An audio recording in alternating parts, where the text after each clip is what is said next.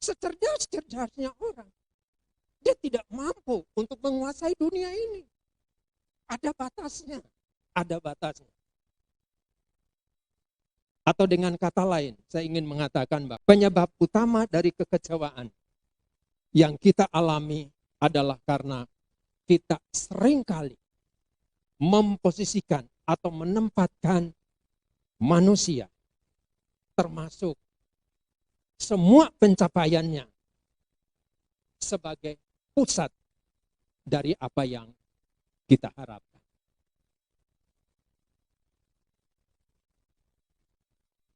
Pertanyaannya bagi kita adalah, maukah kita untuk tetap tinggal di dalam kekecewaan ini?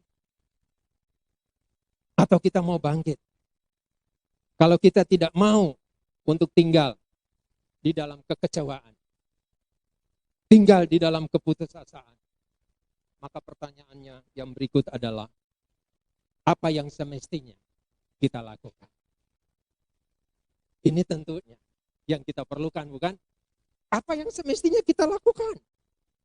Apalagi dengan situasi-situasi yang terus tidak menentu ini. Tema renungan kita sore hari ini ya adalah antara harapan dan kenyataan. Apa yang kita butuhkan supaya kita tidak mudah kecewa, bahkan putus asa. Antara harapan dan kenyataan. Karena siapapun kita, ya, kita tidak bisa luput dari dua hal ini. Harapan dan kenyataan. Ya kan? Bagaimana supaya kenyataan dari yang kita harapkan itu menyenangkan? Tentu ini yang kita rindukan. Ya kan? Apa yang kita perlukan? Mari kita buka di dalam Yeremia pasal 17 ayat 7 dan 8. Yeremia 17 ayat 7 dan 8. Saya akan bacakan untuk kita semua, mari kita bisa menyikapinya, menyimakinya. Yeremia 17 ayat 7 dan 8 firman Tuhan berkata demikian. Diberkatilah orang yang mengandalkan Tuhan, yang menaruh harapannya pada Tuhan. Ia akan seperti pohon yang ditanam di tepi air, yang merambatkan akar-akarnya ke tepi batang air, dan yang tidak mengalami datangnya panas terik, yang daunnya tetap hijau, yang tidak khawatir dalam tahun kering, dan yang tidak berhenti menghasilkan buah. Amin. Ada dua hal yang kita tekankan pada bagian ini.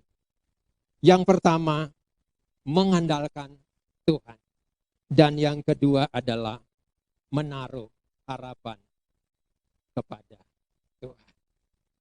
Supaya kenyataan tidak mengecewakan. Kenyataan memberikan sukacita bagi kita dari yang kita harapkan. Maka firman Tuhan sore hari ini paling tidak menekankan ada dua hal yang perlu kita lakukan. Yang pertama adalah mengandalkan Tuhan. Apa artinya mengandalkan Tuhan? Mengandalkan Tuhan artinya kita mempercayakan hidup kita. Mempercayakan hidup kita sepenuhnya, bukan separuh-separuh, sepenuhnya kepada Tuhan dalam segala situasi dan kondisi apapun yang kita alami. Amin. Mengandalkan Tuhan, saya ulangi sekali lagi, artinya mempercayakan hidup kita sepenuhnya kepada Tuhan dalam situasi dan kondisi apapun. Baik dalam kondisi yang lagi happy, enjoy, maupun kondisi yang lagi penuh dengan berbagai macam tantangan dan persoalan. Dengan kata lain, ketika kita hendak melakukan sesuatu, ketika kita menetapkan tentang sesuatu, ketika kita melihat sesuatu, ketika kita mengharapkan sesuatu, maka lakukanlah semuanya itu sesuai dengan yang Tuhan mau. Amin. Bukan yang kita mau. Awali segala sesuatu, jalani segala sesuatu, dan akhiri segala sesuatu bersama Tuhan. Jalan bersama dengan Yesus senang, ya. Kan ada lagunya. Ya. Karena hanya bersama Yesus kita bisa melakukan perkara-perkara yang besar. Perkara-perkara yang ajaib. Di luar Yesus kita tidak bisa berbuat apa-apa. Mengandalkan Tuhan artinya kebergantungan kita sepenuhnya hanya kepada Tuhan.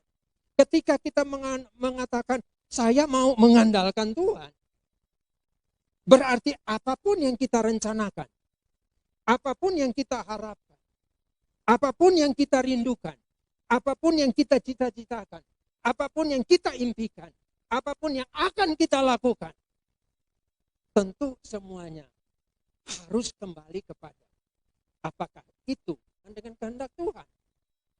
Amin. Tidak bisa. Kalau kita mengatakan kita mengasihi Tuhan, warnailah hari-hari kita. Dalam seluruh aspek hidup kita. Dalam seluruh aktivitas kita.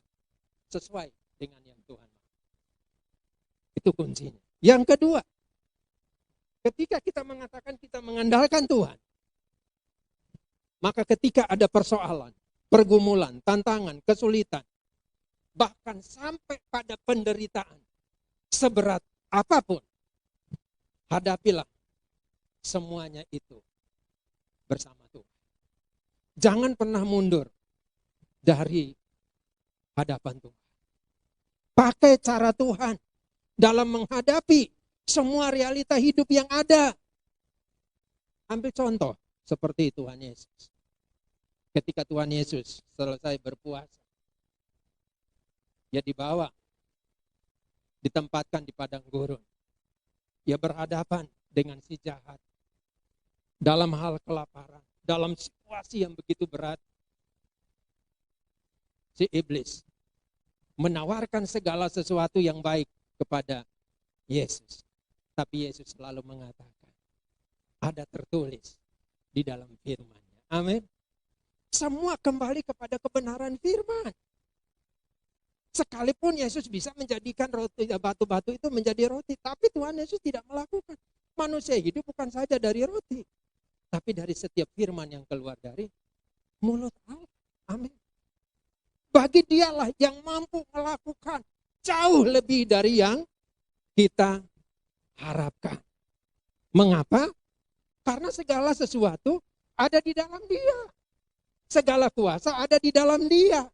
Matius 28 ayat 18 mengatakan, Yesus mendekati mereka dan berkata, kepadaku telah diberikan segala kuasa di sorga dan di bumi.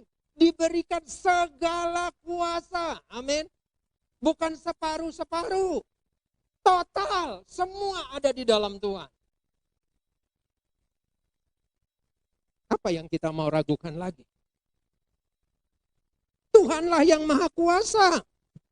Bahkan Wahyu 1 ayat 8 mengatakan, dialah Alfa dan Omega. Yang awal dan akhir. Semua ada di dalam Dia. Firman Allah yang ada dan yang sudah ada dan yang akan datang, yang maha kuasa. Dia pemegang segala kuasa. Dialah satu-satunya penolong kita.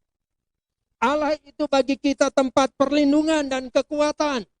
Sebagai penolong dalam kesesakan sangat terbukti.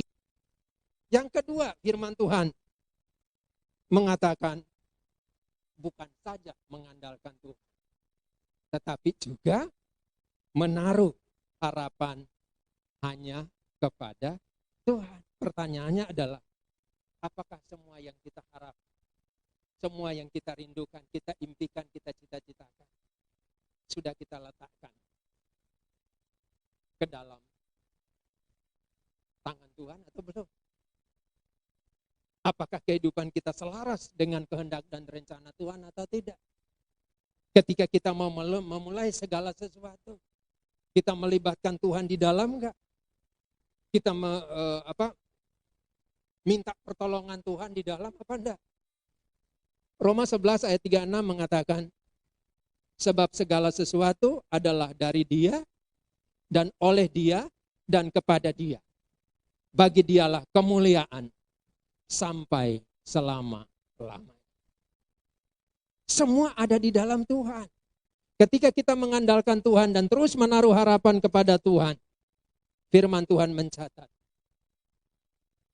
hidup kita akan seperti pohon yang ditanam di tepi air, yang merambatkan akar-akarnya ke tepi batang-batang air, dan yang tidak mengalami datangnya panas terik, yang daunnya tetap hijau, yang tidak khawatir dalam tahun kering,